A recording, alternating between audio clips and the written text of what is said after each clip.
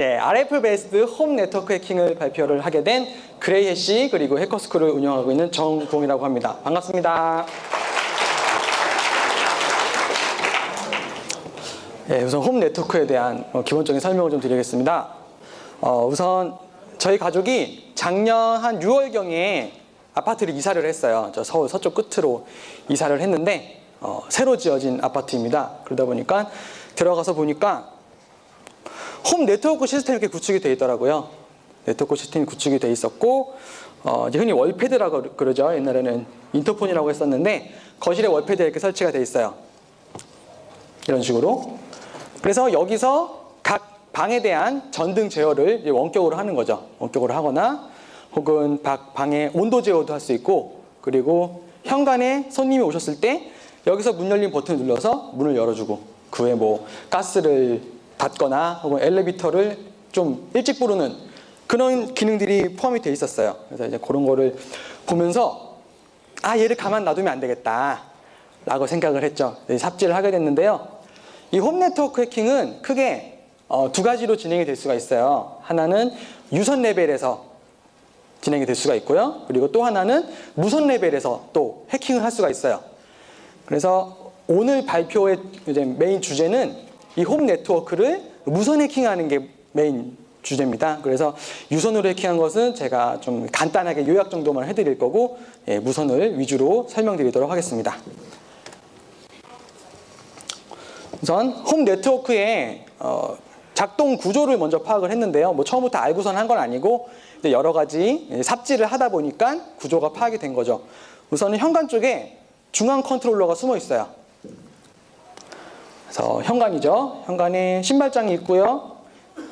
신발장을 열게 되면은 덮개 같은 게 하나 있어요. 그리고 덮개를 뜯어서 다시 열면 그 안에 중앙 컨트롤러가 숨어 있어요. 이건 어떻게 알았냐면 바로 아래 보시면 올레에 KT 공유기 있죠. 그래서 이제 이사를 했으니까 인터넷 신청을 할 거잖아요. 인터넷 신청을 했더니 KT 기사분이 오셔가지고 저 현관 쪽을 막 뭘 작업을 하시는 거예요. 그래서 몰래 가서 훔쳐봤죠. 그랬더니 저쪽 안에 이렇게 뭔가가 숨어있다는 사실을 그때 알게 됐죠. 이 중앙 컨트롤러는 인베디드 리눅스 형태로 작동하고 있습니다.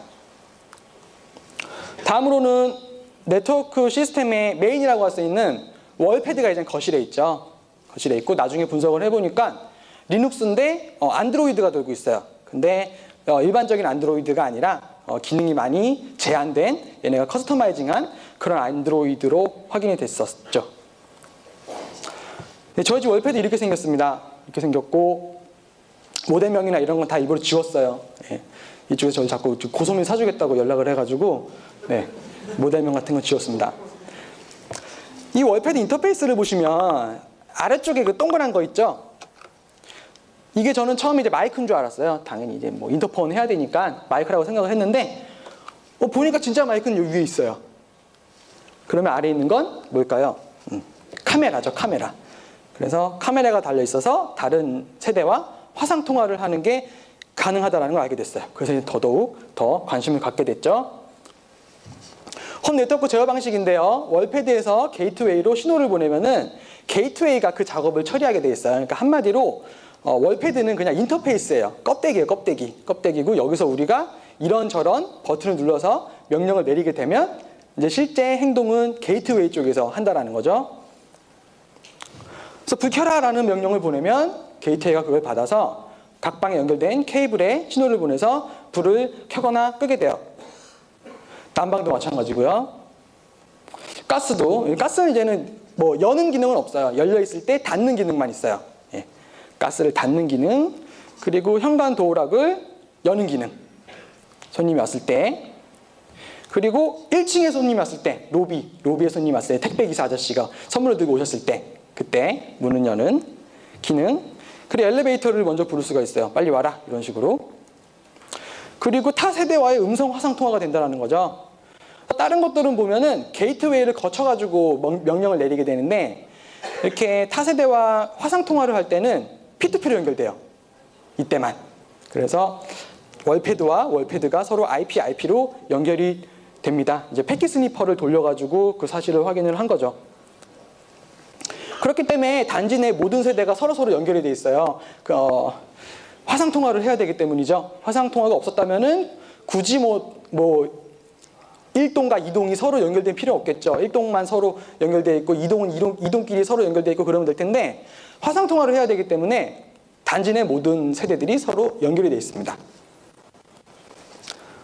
네, 분해를 해야겠죠. 네, 월패드를 분해한 모습이고요. 분해할 때 주의사항은 뭐냐면, 이제 이사를 했잖아요. 하자 보수 기간 안에 분해를 해야 된다는 거예요. 네, 그 이후에 분해를 하면은 요금이 청구가 될 수 있기 때문에 무료로 AS를 해주는 하자 보수 기간 안에 꼭 분해를 해주셔야 됩니다. 그래서 뜯어서 또 뜯으면 보드가 보이겠죠? 보드를 또 뜯어서 막 이것저것 보는 거죠. CPU는 뭐냐, 램은 뭐냐, 메모리, 플래시 메모리는 뭐가 들어있냐, 그런 걸 보는 건데요. 이것저것 살펴보다 보면은 뭐가 보였냐면은 디버그라고 적힌 포트가 발견이 됐어요. 뭐 있어 보이죠? 디버그. 네.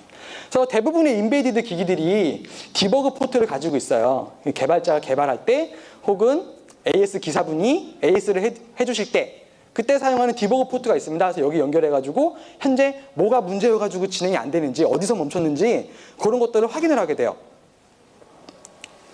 그래서 디버그 포트는 보통 UART 프로토콜로 연결이 되고요. UART 장비를 한 2, 3만 원짜리를 구매를 하시면 우리도 그 디버그 포트에 연결을 할 수가 있어요. 그래서 왼쪽에 보이는 이게 UART 접속 장비고요. 노트북을 가지고 와서 서로 USB로 연결을 시킨 모습이죠.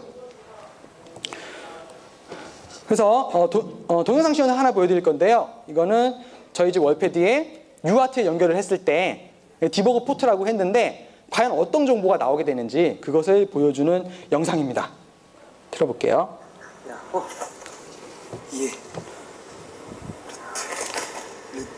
지금 루트가 떠 있죠? 루트가 뜨자마자 저도 신나가지고 실시간으로 바로 찍은 거고요. 이제 다시 재부팅을 하게 돼요. 현재는 연결 상태를 보여주고 있는데요. 디버그 포트에서 라인을 3개를 빼서 UART 모듈에 연결을 한 다음에 그게 지금 노트북으로 연결이 되어 있죠. 노트북에는 터미널 프로그램이 떠 있어요. 저 같은 경우는 엑스쉘을 많이 써요. 엑스쉘이나 푸티아 같은 디버그 터미널을 띄워놓으면 됩니다.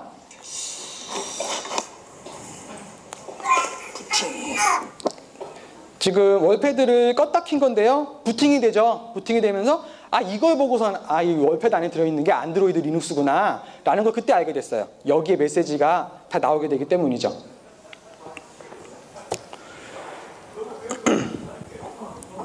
마지막에는 쉘이 뜨고요. 안 돼, 준이야. 네. 다음 고정되면 안 돼. 네. A가 쉘을 알더라고요. 네. 네. 이렇게 해서 이게 그래서 보시면은 저희 집 월패드는 부팅이 끝나면 마지막에 쉘이 뜨고요. 그리고 심지어 그 쉘이 루트 쉘이에요. 그러니까 여기서 할 수 있는 거 다 아는 거죠. 네. 어떤 경우는 로그인 창이 뜨는 경우도 있고요. 그러면 암호를 알아야지 들어갈 수 있겠죠. 근데 얘 같은 경우에는 암호를 물어보지 않고 바로 쉘이 뜨는 게 문제점인 거죠. 그리고 이제 좀 전에 이제 아기가 와가지고 막 탕탕탕탕 치는 영상을 보여드렸는데 뭐 그전에도 한번 보여드린 적이 있어요. CQ인사이드에서 한번 보여드렸었는데 근데 이제 저도 이제 보여드리면서 그냥 재밌잖아요. 그래서 저도 재밌다 하고선 넘겼었는데 곰곰이 생각해 보니까 좀 이상한 거예요. 왜 다른 때는 안 오다가 하필이면 쉘이 떴을 때 그때 와서 키보드 누르느냐? 왜? 다른 타이밍에는 본 척도 안 하다가 쉘이 떴을 때 오느냐? 그래서 이건 분명 얘가 이쪽으로 재능이 있다. 재능이 확실히 있다. 이건 그렇지 않고서 쉘을 어떻게 알아요? 얘가 2살짜리가 쉘을 어떻게 알아요? 저 쉘을 알고 있잖아요. 그래서 제가 진지하게 고민을 해봤어요. 얘를 내가 조기 교육을 시켜가지고 요즘 이제 제일 잘 나가는 해커가 그 로키 이정훈이잖아요. 데프콘 우승의 주역 로키잖아요. 얘를 한번 누르게끔 어떻게 못 해볼까? 진지하게 좀 생각을 해봤어요. 한 유치원 때부터 공부를 시키면 되려나? 고민하다가 물어봤어요. 정훈이한테. 유치원 때부터 조기 교육 한번 시켜보려고 하는데 너처럼 될 수 있겠냐 했더니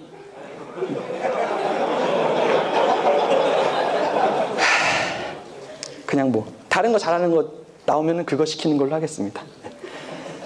그래서 지금 루트 쉘이 있기 때문에 취약점 분석은 쉽죠. 바이너리 분석, 원하는 바이너리 쇽쇽쇽 뽑아와가지고 아이다에 넣어서 분석하시면 되고요.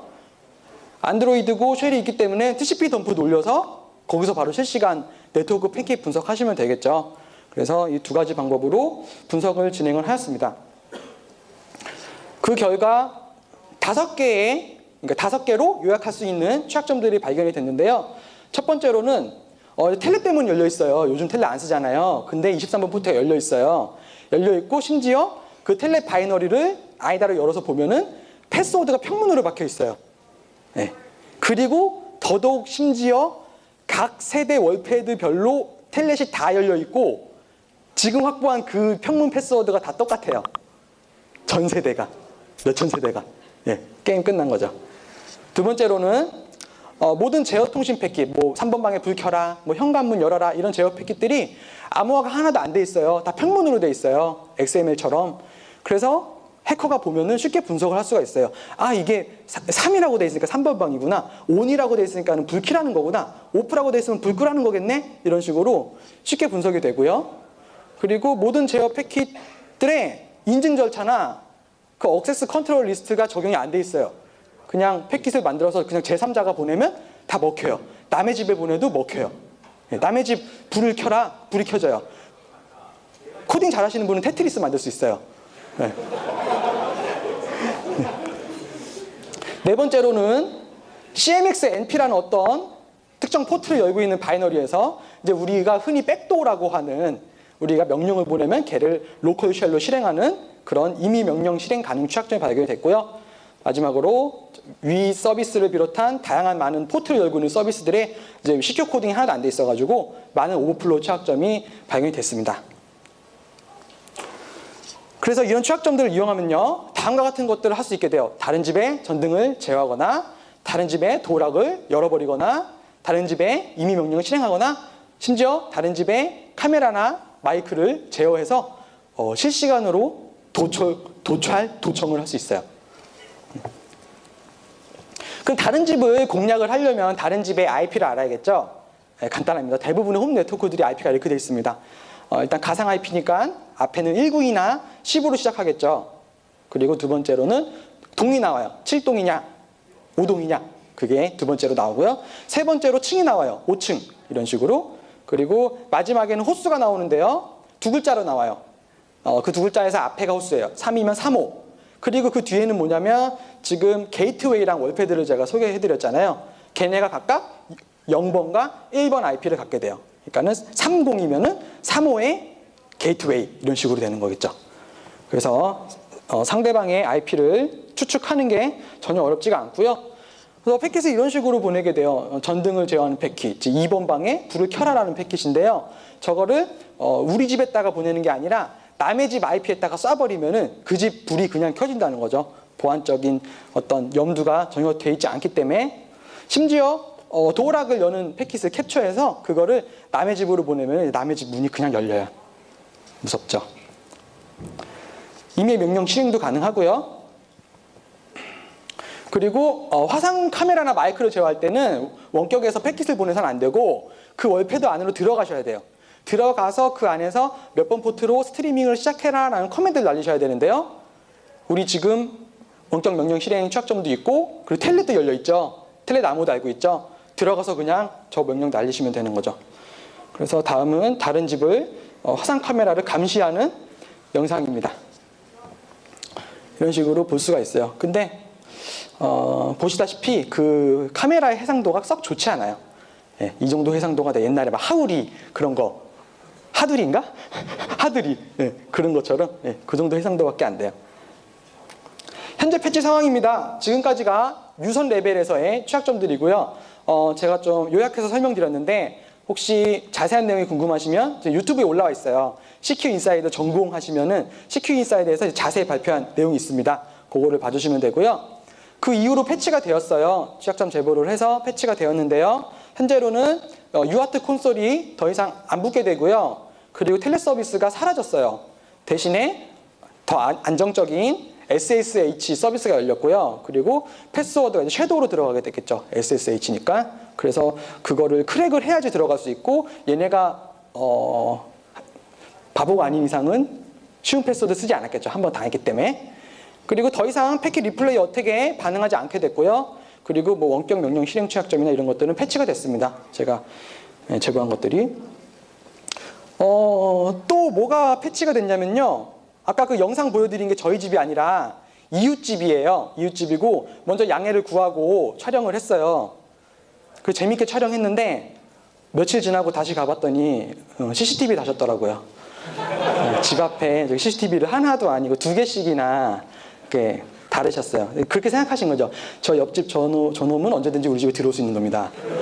그 따님도 계시고 하거든요. CCTV가 설치가 됐습니다. 패치가 됐어요. 그래서 이제는 안전한 홈 네트워크 세상이다. 모든 게 패치됐네. 내가 쓰는 내 기기를 내가 스스로 이렇게 보안을 강화시키다니 너무 기분이 좋은 거예요. 하지만 아직 취약점이 남아 있습니다. 현관에 누가 왔을 때 우리가 월패드에서 문 열린 버튼을 누른다 그랬잖아요. 그러면은 문이 열리겠죠. 들어와 그러겠죠. 근데 어느 날 문득 호기심이 생겼어요. 이게 지금 문 열리는 게 어떻게 열리는 건가? 이게 선이 어디로 들어가나? 문짝 있죠. 문짝에 오른쪽 보고 위에 보고 아래 보고 위에는 또 뭐 있어 네모난 게 있어가지고 그 이제 자석 같은 게 있어요. 문 잘 닫히게 하는. 그래서 그거 막 열어가지고 안에 뭐가 있나 보고 했는데 아무리 봐도 선이 들어가는 게 없어요. 문으로. 근데 문이 열리는 거였어요. 선이 없다. 무선이죠, 무선. 네. 그래서 무선 통신으로 문이 열린다는 사실을 나중에 알게 됐습니다. 그리고 무선 신호를 이렇게 스니핑을 해보면 저 도어락 쪽에서는 신호가 좀 약하게 잡히고요. 월패드 쪽으로 가면은 갈수록 신호가 더 세져요. 그 얘기는 무슨 말이냐면 송신기가 월패드 안에 있다는 얘기겠죠. 수신기는 도어락 안에 있고요. 그래서 이처럼 현관문을 여는 무선 송신기가 월패드 안에 있다는 사실을 알게 됐고요. 그래서 무선 해킹을 이제 하게 되는데요. 자, 이제 무선 구간으로 넘어갑니다. 무선 해킹을 할 때 제가 주로 사용하는 툴입니다. 핵RF라는 무선 송수신 하드웨어 장비예요. 핵RF는 스펙이 1메가에서 무려 6기가 범위의 무선 신호를 받거나 보낼 수 있게 되고요. 그리고 반이중 통신을 해요. 그래서 보내는 것도 되고 받는 것도 돼요. 근데 반이중이기 때문에 동시에는 안 돼요. 근데 뭐 별로 불편한 점은 없어요. 여러 가지 무선 해킹 툴과 호환이 잘 되고요. 안테나를 넣어서 더 멀리 보내거나 먼데 있는 걸 받을 수 있고요. 오픈소스예요. 오픈소스 하드웨어고 구매하시려면 한 $300 정도 합니다. 혹시 구매를 하실 분이 계시면 보통 유럽 사이트에서 많이 판매가 되는데요. 유럽에서 구매를 하게 되면은 보내줄 것처럼 하면서 안 보내줘요. 자꾸 안 보내줘서 연락해 보면은 대한민국엔 전파법 때문에 무선 장비를 마음대로 팔 수 없다 그래요. 진작에 알려주지. 구매는 되는데. 그래서 구매하실 때는 여기 두 번째 있는 이제 중국 형님 사이트, 중국 사이트에서 구매를 하게 되면 무선 툴이 아닌 것처럼 해가지고 잘 알아서 잘 보내주십니다. 언제 맡길지 모르니까 혹시 관심 있으신 분은 빨리 구매를 하시고요. 그리고 많이 사용되는 소프트웨어가 이제 GNU, GNU 라디오가 많이 사용이 돼요. 소프트웨어인데요. 무선 신호가 이제 하드웨어적인 거잖아요. 전파인데 그거를 소프트웨어 디파인드 라디오, 그러니까 소프트웨어적으로 가공할 수 있도록 만들어준 툴입니다. 그래서 우리가 0과 1을 직접 보거나 혹은 만들어서 보낼 수가 있어요. 리눅스 혹은 맥 OS에서 실행이 되고요. 윈도우즈에서도 되기는 되는데 굉장히 이제 설치하기가 까다롭다고 알려져 있습니다. 저도 그래서 맥에서 그냥 바로 사용하고요. 지금 사용하고 있는 노트북도 맥이죠. 그리고 얘는 무선 신호 리플레이 어택이 가능해요. 녹화를 해서 그거를 그대로 보내서 재현하는 것이 가능합니다. 도어락 무선 해킹인데요. 우선은 이 월패드와 그 도어락이 어떤 주파수로 통신하는지 알아야겠죠. 그래서 그 주파수를 딱 튜닝을 한 다음에 그 신호를 녹화를 해서 다시 리플레이 어택을 하겠죠. 주파수를 알아야 되는데요. 전파법이 무서워요. 전파법이 국내에서 또 이게 이렇게 막 이렇게 잡아가는 게 잘 활성화되어 있다고 합니다. 철컹철컹 할 수가 있어요. 그래서 이거 전파법 등록을 하지 않고 센 신호를 보내거나 아니면 막 이제 해외에 있는 이런 무선 장비 사가지고 와서 막 쓰고 하면 사실은 안 돼요. 몰래 하셔야 돼요. 특히나 이제는 무선이라는 게 이게 주파수 대역이 다 돈 주고 사야 돼요. 지금 이동통신사 SKT나 KT에서도 그 주파수 대역 싸움 하잖아요. 그러면 몇 조 들여가지고 구매를 하고 그러잖아요. 개인이 사더라도 몇십억은 든다 그래요. 그래서 주파수 대역을 특정 주파수 대역을 사용하기 위해서는 먼저 구매를 해야 돼요. 하지만 구매하지 않고 우리가 공짜로 자유스럽게 사용할 수 있는 대역들이 정해져 있는데요. 대표적인 것들이 315, 433, 868, 915, 13.56, 2.4기가 많이들 쓰시는 이런 것들은 그냥 기업들이 이 대역으로는 마음대로 기계를 만들어서 판매를 할 수가 있어요. 그래서 이러한 대역을 이제 ISM 밴드라고 그러는데요. 인더스트리얼, 사이언티픽, 메디칼. 예, 그래서 산업, 과학, 의료용으로 이러한 주파수를 사용할 때는 괜찮다라고 정해져 있는 공짜 대역입니다. 그러면 우리 월패드와 우리 도어락도 당연히 이 대역 내에서 만들어져 있겠죠. 걔네가 몇십억 주고서는 주파수를 산 다음에 글로 통신을 시키진 않겠죠. 그렇기 때문에 이제 주파수를 알아내는 영상인데요. 주파수가 지금 뻔하죠. 315, 433 이런 식으로 뻔하기 때문에 거기에 튜닝을 한 다음에 신호가 잡히는지 잡히지 않는지를 보는 거죠. 우선 315를 먼저 맞춰놓은 화면이고요. 밖에 있는 사람한테 벨을 눌러달라고 하는 거죠.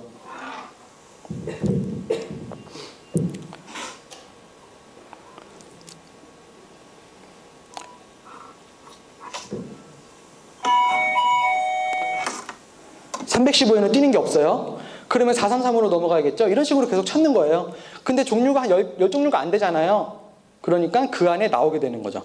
지금은 제가 주파수를 이번에는 433으로 맞추게 되고요.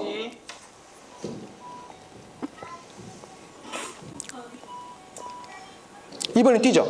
433. 좀 아래서 뛰죠. 올라갔다 내려갔잖아요. 주파수가. 지금 보고 계신 툴은 이거 RF 애널라이저라고 안드로이드 기반의 툴이에요. 그래서 저게 핵 RF랑 호환이 돼요. 그래서 저거를 마켓에서 받으신 다음에 핵 RF를 USB로 연결을 하시면 그러면 저런 식으로 스마트폰으로 들고 다니면서 무선 신호를 체크할 수 있게 돼요. 네, 도와준 사람이에요. 네, 그래서 이제 대역은 안 왔기 때문에 그 대역에 튜닝을 한 다음에 걔를 녹화해서 그대로 쏘면 끝나겠죠. 물론 아닐 수도 있죠. 뭔가 보완을 해놨다라면은 어려울 수도 있겠는데 우리가 가장 먼저 해볼 수 있는 것은 단순 리플레이 어택을 해볼 수 있는 거죠. 그래서 그누 라디오를 실행하시고 블럭 다이어그램을 저런 식으로 만드시면 무선 신호를 스니핑을 할 수가 있어요. 아마 그 먼저 공개된 PPT에는 이게 안 들어있을 텐데 제가 이제 최신 버전을 다시 업데이트 해달라고 요청드리도록 하겠습니다. 리플레이는 그러니까 리코드는 뭐냐면 받은 신호를 파일로 저장해라 이렇게 되어 있는 거고요. 파일 싱크라고 되어 있고 리플레이는 뭐냐면 파일을 열어서 보내라 이렇게 되어 있어요. 간단해요. 파일로 저장해서 열어서 보내면 리플레이가 되는 거죠. 그래서 영상을 보시면 자, 캡처한 신호를 그대로 보내보는 거예요. 문이 안 열리는 걸 확인해 보겠습니다. 문이 안 열리죠? 문이 잠겨 있어요. 그리고 문을 여는 무선 패킷을 날려보겠습니다.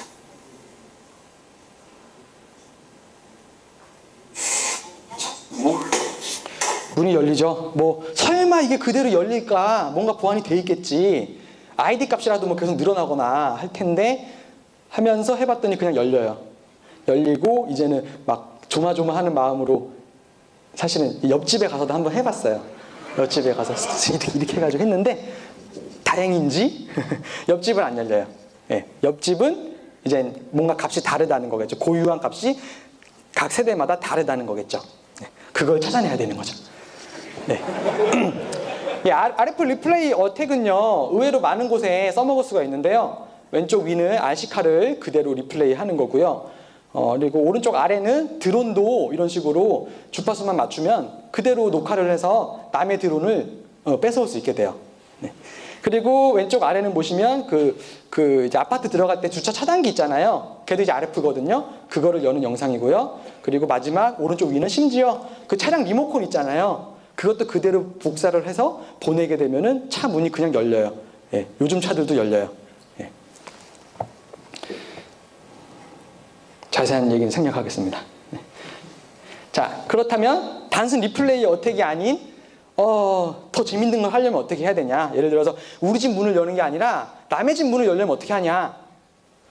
그때는 바이너리 패턴을 분석을 하셔야 되는데요. 이런 식으로 무선 신호를 우리가 웨이브로 따서 그 웨이브를 눈으로 보면서 아 얘는 0이다, 얘는 1이다 이런 식으로 분석을 하셔야 됩니다.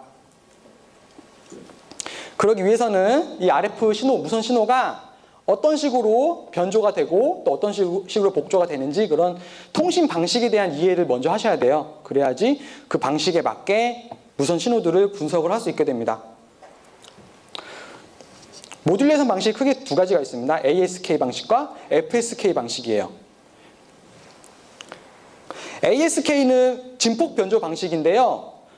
왼쪽에 첫 번째 있는 게 그냥 정상적인 시그널이라고 했을 때 얘를 AM 방식으로 보내면 우리가 웨이브를 이렇게 스니핑해서 봤을 때 이런 모습이 돼요. 1일 때는 주파수가 폭이 커지고요. 진폭이 커지고 0일 때는 작아져요. 세기가 작아지는 거죠. 그리고 또 1일 때는 또 진폭이 또 커져요. 주파수의 파워가 세지는 거겠죠. 이런 식으로 0일, 0일 하면서 통신을 하게 돼요. FM은요, 이제 주파수 변조 방식인데요. 여기서는 세기는 항상 일정해요. 그래서 딱 봤을 때 세기가 일정하다면 걔를 FSK 방식이라고 보시면 돼요. 세기는 계속 일정하면서 대신에 빠르기, 그러니까 주파수가 계속 바뀌게 되는 거죠. 빨라지면은 대개 1이고요. 느려지면은 0이고 다시 빨라지게 되면 1이에요. 이런 식으로 우리가 무선 신호를 눈으로 시각할 수 있다면 걔를 결국에는 0과 1로 분석을 할 수 있게 돼요. FSK의 좀 더 자세한 예시인데요. 1일 때 빨라지고 0일 때 느려지고 0이 두 개니까 두 번 느려지고 1일 때 다시 빨라지고 이런 식으로 되죠. 그래서 이제 그림으로 나타내고 있는데 저거를 실제로 스니핑을 해서 보게 되면은 이런 식으로 보이게 되는 거죠. 1 그리고 여기 빠르죠. 빨라가지고 아주 붙어있는 것처럼 보이죠. 이게 1이고요. 조금 느려지면서 이제는 그 주파수가 움직이는 게 우리 눈에 보일 정도죠. 0, 1, 뭐 0, 0, 0, 0, 0 다시 1, 0, 1, 0, 1, 0, 1, 0 이런 식으로 분석이 된다는 거죠. 다음으로는 ASK인데요. 진폭 변조예요. 그래서 1일 때는 넓어지고요. 0일 때는 좁아지고 1일 때 다시 넓어지는 게 바로 진폭 변조 방식이에요. ASK 방식이고요. 실제로 많이 사용되는 건 ASK OOK 방식을 많이 써요. 온, 오프, 키잉 방식인데요. 있다 없다 있다 없다 이런 방식이에요. 그래서 0일 때 굳이 약한 신호를 보낼 게 아니라 그럴 필요 없이 0일 때는 그냥 보내지 말자라는 거예요. 1일 때는 보내고 0일 때는 안 보내겠다. 전기를 아낄 수 있겠죠. 네. 그래서 1이고요. 0, 0, 1, 0, 1, 0, 1, 0 이런 식으로 해석을 하시면 돼요. 중간이 없어요. 그래서 온, 오프예요. 온, 오프의 실제 웨이브로 덤프 뜬 모습인데요. 있다, 없다, 있다, 없다 이렇게 되죠. 이것만 딱 보고 아 이거는 ASK, OOK 방식이다. 이런 식으로 분석하는 사람이 알 수 있게 되는 거죠. 자, 데모 타임인데요. 자, 이제는 내가 우리 집 문을 열 수 있게 됐고요. 그 문을 열 때의 무선 신호를 분석을 해서 어디를 바꿔야 될지 판단을 해야겠죠. 그리고 그 바꿔야 되는 부분이 옆집은 다르겠죠. 그 값이. 그러면 그 값을 우리가 이제 브루트 포스라고 그러죠. 0에서부터 1, 2, 3, 4, 5, 6, 7, 8, 90 하면서 옆집 문이 열릴 때까지 계속 돌리는 거죠.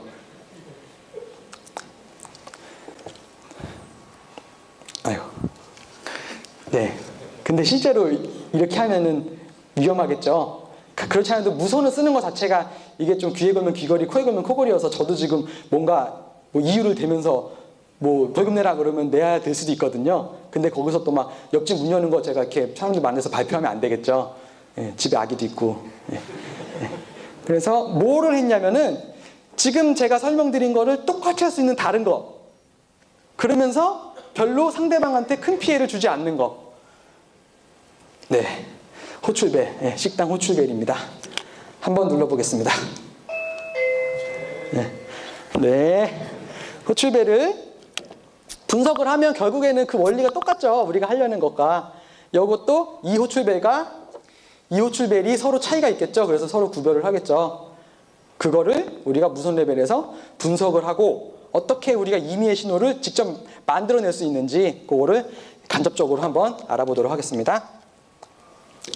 네, 호출벨 플러스 수신기를 제가 구매를 했습니다. 누가 보니까 이거 어느 식당에서 훔쳐왔냐라고 하던데 네, 훔쳐온 거 아니고요. 네, 구매했습니다. 15만 원 정도 해서 구매를 했고요. 우선 그러면 이 호출벨의 주파수를 먼저 탐지를 해야겠죠. 예, 제가 데모는 전부 다 준비하긴 했는데 일단 가능한 라이브로 해보고 또 안 될 때 있잖아요. 안 되면 그때 데모를 보여드리도록 하겠습니다. 제가 이제 맥에서 무선 신호를 스니핑 할 때는 GQRX라는 툴을 많이 써요. GQRX를 실행을 하고요. 전원 버튼을 누르면 무선 신호를 볼 수 있게 됩니다. 자, 누를 때마다 이 주파수 튜닝이 맞았다면은 그 세기가 이렇게 오르락 내리락 오르락 내리락 하면서 반응을 하게 되겠죠. 우선은 많이들 사용하는 433에서 눌러보겠습니다. 반응이 없죠? 아무리 눌러도 반응이 없어요. 그러면 이번에는 또 많이들 사용하는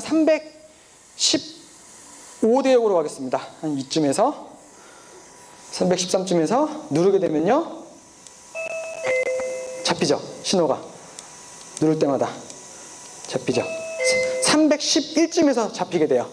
그래서 IS 밴드가 315라고 해서 딱 315만 보는 게 아니라 그 근처를 같이 보셔야 돼요. 이게 해당 제품이 채널을 몇 번을 쓰냐에 따라서 그게 그 주파수가 달라져요. 1번 채널을 쓸 때마다 일반적으로 1메가씩 올라가게 돼요. 그렇기 때문에 딱 315만 보는 게 아니라 그 양옆으로 10메가 정도를 같이 보셔야 되는 거죠. 채널이 몇인지 모르기 때문에 지금 보시면 311에서 이렇게 반응을 하게 됩니다.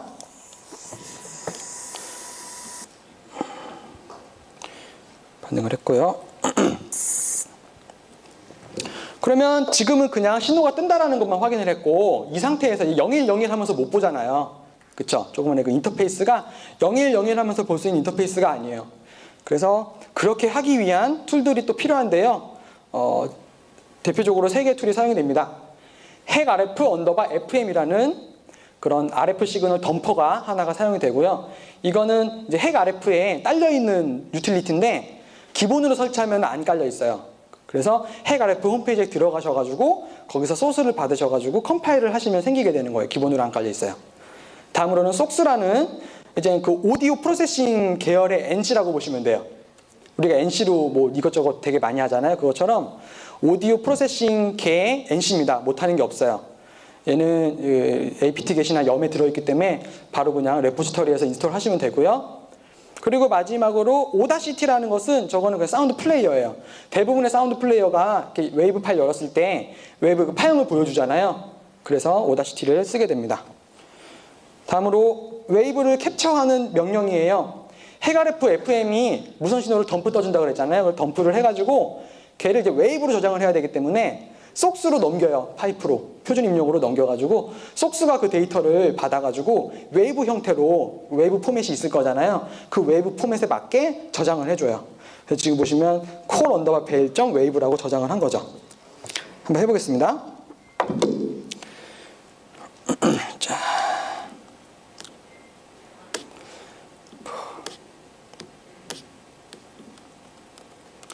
복사를 하고 실로 가서 파일명을 좀 콜벨 코드 엔진 하고 누르면 접했겠죠? 잡힌 거를 이제 오다시티로 열면 되겠죠?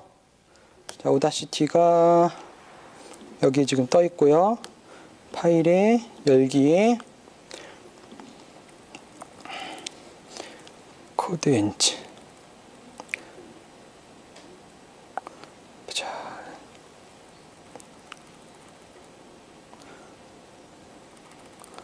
경로를 볼게요. 경로가 루트의 RF캣. 너무 이상한 데 들어가 있네요. 예. 카페 베일 코드 엔진을 유저의 데스크탑. 예. 홈에, 예, 유저의 홈 정도로 넣겠습니다. 다시. 여기서 보시면 이제 들어가 있겠죠? 자. 네, 코드 엔진. 열게 되면 신호가 웨이브 형태로 나오게 되겠죠. 네, 이런 식으로 나오게 되고요. 이거를 그냥 봐서는 잘 모르겠으나 확대를 해서 보시면 이런 식으로 사람이 보기에 파악이 되는 거죠. 한번 좀 보시고요. 어떻게 해석을 하시냐면은 보시면 긴 거, 짧은 거, 긴 거, 짧은 거, 짧은 거, 짧은 거, 짧은 거, 긴 거, 긴 거 이런 식으로 긴 거와 짧은 게 반복되죠. 이게 뭐냐면 그 ASK의 OK, 그러니까 온오프 키잉 방식에도 또 여러 가지가 있어요. 그냥 단순히 1일 때 있고 0일 때 없는 방식이 있고요. 지금 보시는 것처럼 1일 때는 길게, 0일 때는 짧게 보내는 방식이 있어요. 그러니까 얘는 바로 후자에 해당하는 거죠. 그래서 이게 해석이 되는 거죠. 10, 10, 000 이런 식으로 해석이 되고요. 다시 PPT로 가서 신호를 확대해서 보면은 이런 식으로 보이게 되고 다 이렇게 값이 나오는 거죠. 값이 나왔고요. 그러면 그냥 하나의 값만 봐서는 이게 뭐가 뭔지 사실 모르잖아요. 한 24비트 정도가 캐치가 되는데요. 뭐가 뭔지 모르기 때문에 두 개를 각각 레코딩을 해서 비교 분석하는 거죠. 그래서 두 개를 같이 보게 되면은 이 빨간색 이 부분이 다르게 돼요. 서로. 그래서 저기가 바로 진동벨의 호출벨의 고유 아이디라는 걸 알 수 있죠. 근데 우리가 사실은 이 호출벨 이렇게 식당에서 남의 호출벨 눌러본다는 거 많이들 한번 해보셨을 거예요. 저도 한번 해보고 싶다 생각해 보셨을 건데 우리가 보통 이렇게 생각하죠. 아, 이게 식당 안에 테이블이 뭐 많아봤자 20개니까 값도 그냥 1, 2, 3, 4, 5, 6, 7, 8, 90 해가지고 20개겠네? 이렇게 생각을 하죠. 카페에서 이렇게 진동벨 받잖아요. 그러면 내가 만약에 3이면 옆 사람은 4겠네? 이 정도로 생각을 하는데 저도 사실은 그 정도로 생각을 했었어요. 근데 막상 스니핑을 해봤더니 20비트 아이디 필드가 20비트나 돼요. 우리가 생각했던 것보다 훨씬 긴 거죠. 그래서 경우의 수가 100만이 되고요. 그래서 한번 돌려봤더니 1000회 스캔할 때 약 80초가 소요가 돼요. 그래서 100만 회를 전부 다 스캔하려면은 하루 종일 걸립니다. 하루 종일. 생각보다 오래 걸리는 거죠. 근데 다시 생각해보면은 이게 맞는 게 이제는 수신기 만드는 쪽은 수신기만 만들고 또 벨 만드는 쪽은 벨만 만들거든요. 그래서 벨을 막 몇십만 개를 양산을 하겠죠. 근데 그거를 가게에서 20개를 구매를 했을 때 중복되면 안 되잖아요. 그쵸? 다 달라야 되는데 경우의 수가 얼마 없다면 1바이트나 2바이트밖에 없다면 그렇게 10개를 랜덤하게 샀을 때 중복될 가능성이 높아지는 거잖아요. 그러니까는 경우의 수가 많아야지 사실은 말이 되는 거죠. 그래야지 이렇게 막 샀을 때 중복이 안 된다는 거죠. 그래서 얘 같은 경우에는 20비트의 아이디 코드가 사용이 됐었고요. 총 5개의 벨을 구매했는데요. 비교해보시면 다음과 같습니다. 그래서 뭔가 패턴이 없어요. 패턴이라도 있으면 거기에 맞게 짧게 브루트 포싱 할 텐데 패턴이 없기 때문에 결국에는 0에서부터 1111 20개까지 다 해서야 되는 거죠. 자, 이제 다음은 RF 프로그래밍으로 넘어가는데요. 그래서 이처럼 우리가 임의의 코드를 만들기 위해서는 무선 프로그래밍을 하셔야 됩니다. 그래서 무선 통신 송수신 칩을 구매를 하셔야 되는데요. 많이들 사용하시는 게 CC1111이라는 칩을 많이들 사용하세요. 이거 외에는 뭐 NRF24L01이라는 칩이 또 많이 사용되고요. 얘는 1기가 이하의 주파수를 핸들링하게 되고요. 모듈레이션 방식을 우리 마음대로 정할 수가 있어요. 이런 식으로 개발을 하는 거죠. 개발을 해서 대상에 맞게 해서 아이디 값을 우리가 임의로 코딩을 해서 넣을 수 있는 거죠. 루프문을 돌면서 브루트 포스를 하겠죠. 근데 이렇게 코딩하면 사실 어렵죠. 쉽지는 않죠. 그리고 오래 걸리겠죠. 그래서 제가 이제 RF 캣이라는 도구를 소개시켜 드릴 건데요. 얘는 무선 송수신 장비예요. 장비라고 할 만한 그런 장비예요. 모듈이 아니라 장비입니다. 내부적으로는 CC1111을 사용을 하고요. 얘가 장점이 뭐냐면 무려 파이썬 기반으로 무선 송수신을 할 수가 있어요. 그러니까 한마디로 말해가지고 누군가가 CC1111을 사가지고 그거를 이제 래핑 함수들을 만든 거예요. 이렇게만 호출해라. 그러면 이런 기능을 사용해주겠다. 그렇게 사용하기 쉽도록 만든 게 바로 이 RF 캣입니다. 그래서 우리가 파이썬을 열어서 여기서 얘를 기본 세팅을 하거나 원하는 신호를 이렇게 파이썬 문법으로 만들어서 뭐 퍼징을 하거나 혹은 브루트 포스를 할 수 있게 되는 거죠. 쉽게. 설치 이런 식으로 하시면 되고요. 머큐리얼에 올라가 있어요. 그래서 클론을 뜨시면 설치가 바로 됩니다. RF캣 사용 예제입니다. 우선은 RF캣-R이라는 명령어로 실행을 하시면 되고요. 장비 구매하신 장비가 있어야겠죠. 먼저 뒷점핑 해보시면은 이게 연결이 잘 되어 있는지 자기가 자기한테 패킷을 보내요. 보내고 받고 혼자 다 해요. 그래서 핑이 잘 오는지 확인할 수 있고요. 이 셋 프리퀀시에서 주파수를 맞춰줘요. 우리 이제 311로 맞춰야겠죠. 그리고 모듈레이션 방식을 정해요. ASK의 5OK 방식을 지정을 해야겠죠. 그 다음에 패킷 랭스를 정하고 보내고자 하는 데이터를 넣게 되면 그게 그대로 가요. 무선으로 뿅 가게 돼요. 그러면 이거를 제대로 구현을 하기 위해서는 앞서 이제 그 호출배 신호를 스니핑 했잖아요.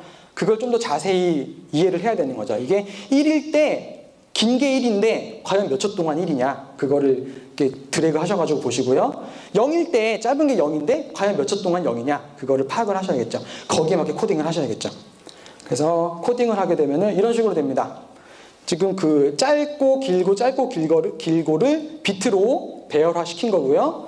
그리고 짧을 때는 진짜로 신호를 짧게만 보내고 FF를 한 번만 보내잖아요. 그리고 길 때, 그러니까 1일 때는 FF를 여러 개 보내는 거죠. 이렇게 1, 5라는 숫자는 뭐냐면 제가 그냥 손으로 한번 바꾸면서 해봤더니 5 정도 됐을 때 이 길이가 재현이 돼요. 5 정도. 그리고 1 정도 했을 때 이 길이가 재현이 돼요. 이거는 이제 뭐 계산해서 하는 경우도 있지만 이렇게 눈대중으로 볼 수도 있어요. 신호가 대충 맞으면 되거든요. 그래서 이렇게 해서 RF캣을 이용해서 벨을 한번 울려보겠습니다. 보여드린 코드 그대로고요. 자, RF캣-R RF캣을 로딩을 시키고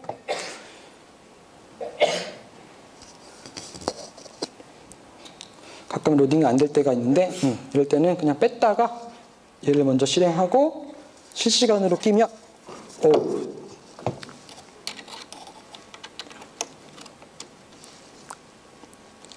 이렇게 실행이 되고요. 자, 지금 복사를 한 거를 넣게 되면 이렇게 울리게 되는 거죠. 그 신호 그대로가 재현이 되는 거죠. 또 이런 식으로 우리가 호출벨을 스니핑 했을 때도 신호가 한 번 가는 게 아니잖아요. 아까 잠깐 지나갔는데 한 4-5번 가거든요. 그래서 우리가 보낼 때도 한 2-3번을 보내줘야지 이런 식으로 울리게 돼요. 이렇게 됐고요. 그리고 리플레이 보여드렸고 이제 마지막으로 신호를 브루트포스 하는 거죠. 00에서부터 100만까지 브루트포스를 하는 건데요. 하루 종일 걸린다 그랬잖아요. 그래서 제가 이미 그 맞는 대역을 맞춰가지고 왔어요. 지금 여기서 하루 종일 하면은 이강석 씨가 싫어할 거잖아요. 그래서 맞춰가지고 왔고요. 그거를 마지막으로 돌려보도록 하겠습니다.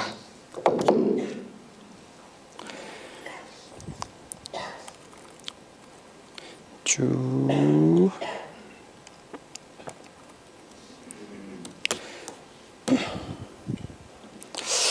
한 번에 잘 돼야 될 텐데요.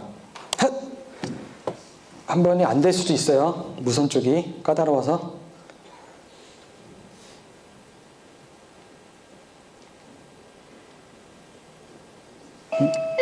한 번에 됐네요. 이런 식으로 박수 한번 쳐주세요. 감사합니다.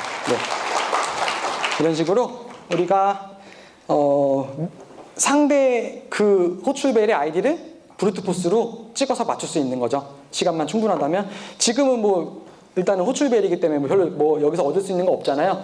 근데 이런 똑같은 해킹 방식이 어디에 적용이 되냐면 그 인슐린 펌프에 똑같이 적용이 돼요. 그러면 만약에 뭔가 진짜 APT다, 무선 APT다라고 한다면은 사실 그 하루의 시간은 긴 시간이 아닐 수도 있는 거죠. 그렇죠?